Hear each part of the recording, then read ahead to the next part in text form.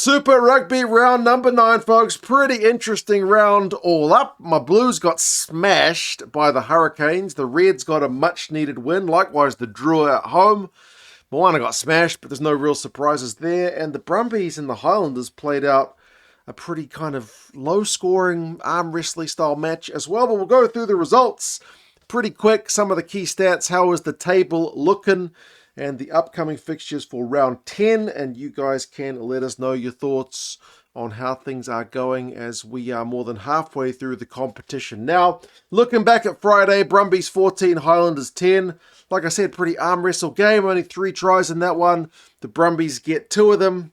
The Highlanders, I feel like, missed a few too many chances on the breaks that they had, but the Brumbies, they had the possession, they had the territory. They could have scored more tries of their own, but for the Highlanders tackling the house down and winning turnovers. So the fact that the Highlanders get a losing bonus point is good, but given their position on the table, they really, really needed a win there. But it was equally as important for the Brumbies to get a win for their top 3 aspirations. So, yeah, really close game, unusually low scoring. Let nobody tell you that all the Super Rugby games are blowouts with no defence. The Moana game's an exception. Maybe in my Blues a little bit as well, but even that wasn't 50 points. Maybe could have been, but yeah, that's a low-scoring game. Maybe a few too many turnovers conceded, but yeah. TK Howden, 22 tackles. That's a massive defensive shift. Valetini, big on the carry with 15. Close game. Close game. Points for both sides in that one. Chiefs against Moana, that's a mismatch, 62-17. Honestly, I kind of put that one on the TV. It was a really early kickoff. It was like 2 o'clock in Rotorua. I put it on in the background. I did not watch this one like play by play because the Chiefs were leading after like 2 minutes. And there was some bloody good skills on display. MOAvCHI up against his own club. He had some real gas, scored a couple. Tupaia continues to have an exceptional Super Rugby season, but it's just got a little bit too much of a training run feel. I didn't get that invested, but I was still entertained when I was watching. I was pottering around the house, doing other stuff with the children, maybe doing a bit of cleaning, washing some dishes, helping get dinner ready, or, I don't remember what I was doing. But I know I wasn't just sitting watching the rugby, because it was such a blow-up. Moana did have a little bit of a spirited comeback, got themselves a couple of late tries. It was maybe the most, I don't want to say interesting, surprising moment of the game was when Leroy Carter, All Blacks winger, it's not the first time he's been run up. He got run down by Patrick Pellegrini. I didn't expect that. The winger gets run down by the replacement 10 for Moana. I thought Carter was, I know he wasn't, maybe he's not as quick as MOAvCHI, but I thought he was a bit quicker than that. I had him in my fantasy side. I was hoping he would score, but no, he got run down. So, yeah, pretty crazy game. I mean, if you want a stat, like the 22 entries, the Chiefs had 14 22 entries and scored 10 tries. That's a pretty good conversion rate. Like Moana had 10 entries and scored 3, so there's the kind of difference in the sides. Tupaia 2 tries, MOAvCHI 2 tries, DMAC 2 tries, Tyrone Thompson 2 tries. Big result for the Chiefs, but totally expected.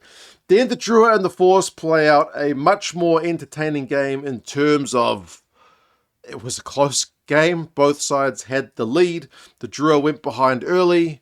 When the Force scored, they had a bit of a flurry of tries of their own, took it out to 19-7 at halftime. The Drua at home were looking a bit more comfortable, but boy, did they concede a lot of penalties.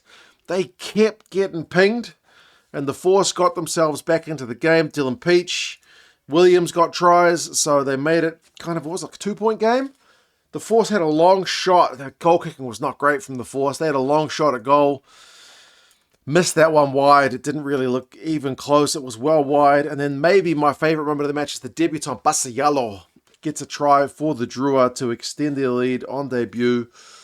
And yeah, they're able to hold on. The Force kind of needed to go length of the field at the death, or at least half the field. And it never really looked like happening. The Drua looked pretty comfortable on defence. So yeah, line-out struggled a bit for both sides. Like I said, the Force would have liked their goal kicking to be a bit better. They certainly had enough chances. Both sides had enough chances to win it.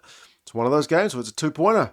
So Force get a losing bonus point, but given the state of the table, they really needed 4 points from that one. But so did the Drua. So, yeah, the Drua just need to pick up a win on the road somewhere, and they can get themselves in the conversation because they are not that far off the pace. But still, their road record is genuinely pretty terrible. Hurricanes Blues, I suffered through that one. I did a full match review if you want to see me suffering more fresh last night, fresh after the fact. But 42-19 is not even close, and like the Hurricanes were just better all round. Like, remember I talked about the 22 entry stat for the Chiefs and Moana game? How the Chiefs were just so clinical in the red zone. The 22 entries conversion rate is pretty similar for both sides in this game. Like, the amount of points they came away with per 22 entry is very similar. But the Hurricanes just had a ton more. Because they had the possession, because they had the tree, it just felt like for ages the Blues were just tackling and tackling and tackling. The Hurricanes were just squeezing and squeezing and would eventually score a try. They knocked on a fair bit of ball too. I reckon, and I said it last night, the Canes could have easily put 50 on the Blues in this game. But for some of their drop ball. Yeah, 16 22 entries to the Blues 8. Conversion rates ended up pretty similar, but if you're going to double the entries, it's no surprise that you get double the points, is it? So, Hurricanes way too good. Harkin was very silky. Segner was alright for the Blues, as a few people pointed out. He did get, a few big carries on for the Blues, and they were tackling the house down. Our line-out still struggled a wee bit, which is a bit disappointing from a Blues perspective, but Lakai was great at the breakdown for the Canes. Duplessis Karifi was tackling the house down, so, yeah, more possession, more territory, more 22 entries. The only stat which the Canes probably won't like is the yellow cards. They got 2 of them. And they only conceded 3 penalties in the entire game, which is bonkers that 2/3 of your penalties resulted in yellow cards. The Blues had 6 penalties conceded, so the penalty count was generally pretty low. It was a Hurricanes high shot and a cynical, stupid one from Walker Leawere, which he's prone to. So, yeah, Canes really good, looking good at the top of the table. Is that the game of the week? Maybe. Maybe. If you just want to see the Canes 1 against 2, take on a top opponent and just put them to the sword. Hurricanes had a great example of that. And then Reds against Crusaders. The Reds needed a win after getting hammered by the Crusaders by the Hurricanes a couple of weeks ago. The Reds campaign seemed to be in trouble because then they lost the next game to the Force as well, really handily. But they've come back and beaten the Crusaders at home. Much, much needed win for them. 31-26. This was an entertaining game as well. My favourite try is probably the Carter-Gordon one, which is set up from like a bloody Harry Wilson hoofing long and just chasing that kick. It is pretty crazy stuff. Crusaders scored first. Reds hit back. This was an arm wrestle game as well. Both sides were in the lead at times. The turnovers conceded count. I might have made this game of the week, but there was a bit of coughed up ball from both sides. It was a little bit uglier than some of the games, but there were still plenty of line breaks. There was still plenty of turnovers. Halftime score was 14-12, so it was closer than like the Blues and Hurricanes game, which was kind of never really in doubt. Like, it was 19 points apiece for about 20 minutes in the second half. And then the Reds scored through Dalgunu when it didn't look like the Crusaders' defense was going to crack. Dalgunu powered over, but they missed the conversion. He thought, oh man, you've left it within scoring distance for the Crusaders to win it. But it was the Reds who scored next through Wurchon, who showed some pretty good gas from the bench to put it beyond doubt. But the Crusaders still kept fighting and managed to get themselves a losing bonus point by scoring last. But yeah, if you leave yourself within touching distance of the Crusaders, you're kind of in for trouble. So they were lucky they scored that extra one, the Reds. But certainly their campaign now gets way back on track with that win over the Crusaders, the Reds. Because as I said, they were looking kind of at 6s and 7s after the Canes loss. Paisami was big on the carry. He beat 5 defenders. Johnny McNichol, I think his first game of the season, didn't he have a try saver and busted a few tackles of his own. So the veteran's still going. Yeah, Fihaki scored a couple. Interesting game, that one, for your last one. The Tars were on the bye. How does that leave the table? The top 3 sides are the Hurricanes, the Chiefs, and the Blues. Remember, the Hurricanes have already had 2 byes, though. So they kind of got a game in hand, despite the fact they are 3 points clear. Chiefs are on 27, Blues are on 25. Brumbies are not far behind the Blues on 24.